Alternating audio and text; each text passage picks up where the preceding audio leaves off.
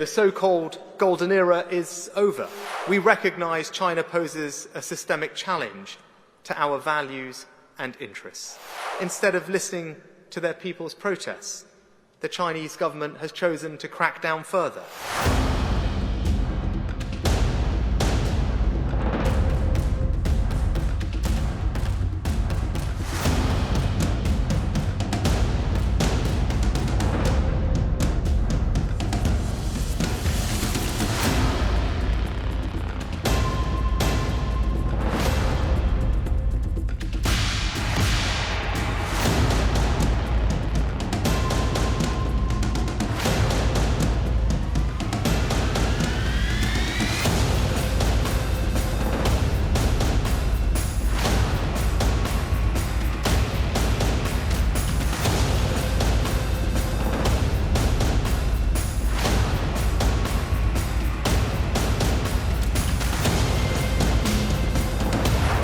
We also need to evolve our approach to China.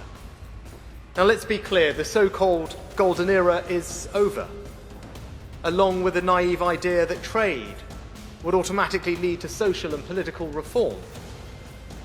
But nor should we rely on simplistic Cold War rhetoric. We recognise China poses a systemic challenge to our values and interests. A challenge that grows more acute as it moves towards even greater authoritarianism. Instead of listening to their people's protests, the Chinese government has chosen to crack down further, including by assaulting a BBC journalist.